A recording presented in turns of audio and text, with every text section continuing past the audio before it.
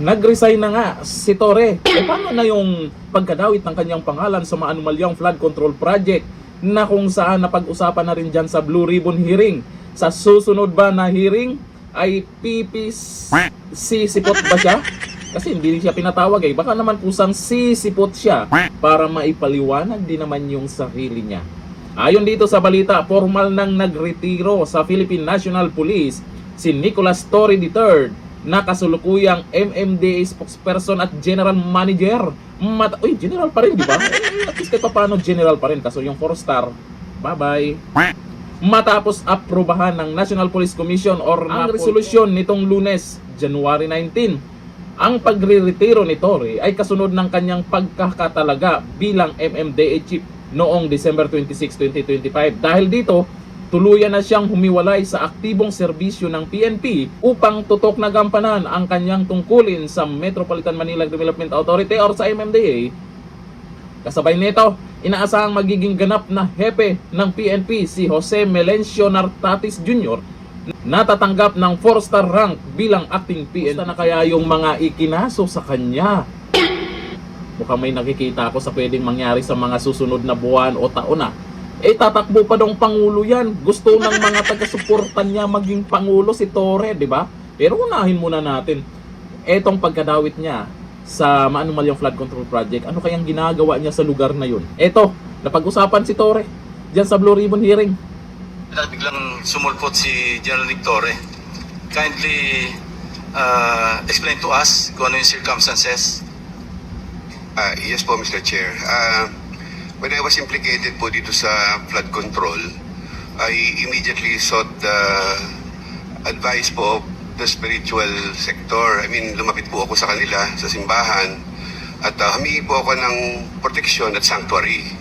Ngayon, nung humingi po ako ng sanctuary, after my first testimony po dito, nung nag-testify po ako nung, I think that was September 25, pagkaraan po noon, medyo naka-feel na po ako ng hindi maganda sa pakiramdam ko. Ay nagkaroon po ng problema ako sa security or sa family ko. So, isa pong kaibigan ang nagmalasakit sa akin na kumbaga lumapit po at dumirekta po sa isang religious, isang respected priest.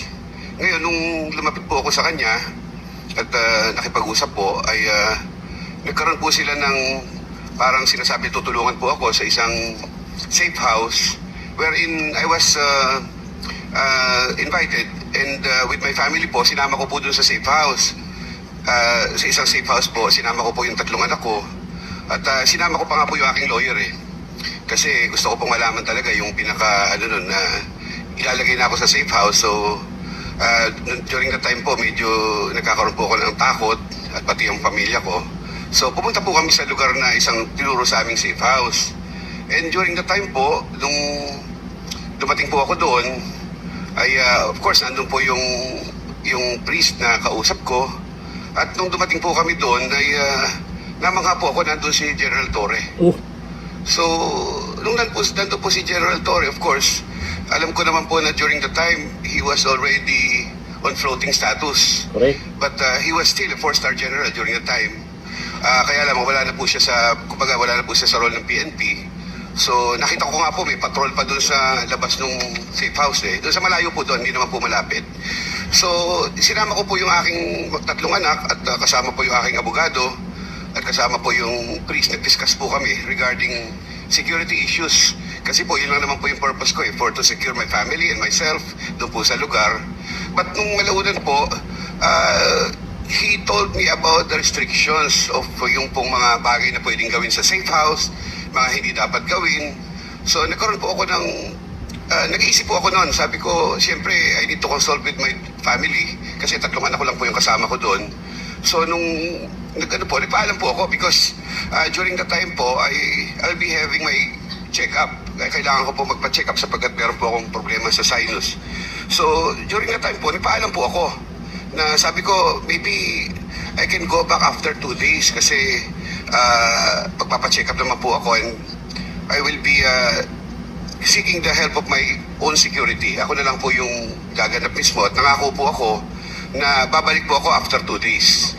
But after 2 days po ay napag-anuan po namin that for the meantime medyo nabigla din po kasi yung mga anak ko dahil Siyempre po, nanibago po sa sitwasyon namin at marami pong events na nangyari. So, hindi na po ako bumalik doon. So, ang ginawa ko po, ay parang naputol na yung aking communication after that time. So, hindi na po ako nagbalik doon. Was he following up? Bakit hindi ka na bumalik? I think meron pong during that time, I've got his number po. Doon sa araw na yon, nung gabi po na yon, at nagte-text po siya, kinukumusta po ako ni General. So sabi ko naman po, okay naman ako. But after that po, I decided to reset my phone. Yeah, ang pagtataka ko lang, hindi ba nag-occur sa'yo under whose authority and in what capacity could General Torre provide security para sa iyo? Medyo nag-isip din po ako noon while ako naman po buwan tiwala ko because of my spiritual advisor, yung pong yung pari po nakausap ko. So ako naman po nag-iisip din po ako mabuti doon kasi during the time po that we were talking, palabas-labas po siya at may tinatawagan. Sino kaya ang nag-utos kay Torre nun, ha? Pero mas maganda pa rin pumunta or sa susunod na Blue Ribbon hearing ay sana marinig natin si Torre na magpaliwanag din dyan. At sana malaman natin kung sino yung tinatawagan niya. Alam na this.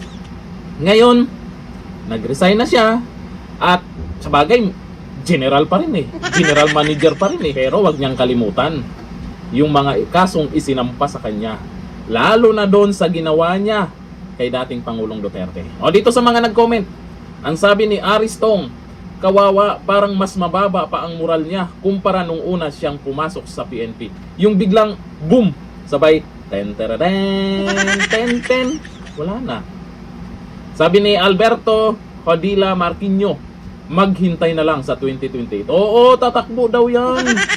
Tatakbong Pangulo si Torre. Yan din gusto ng taga-suporta niya. Merong iba doon na expert daw sa politics, pero ewan ko lang kung ano yung pinagyayaw-yaw. Basta, may laban daw talaga itong si Torre.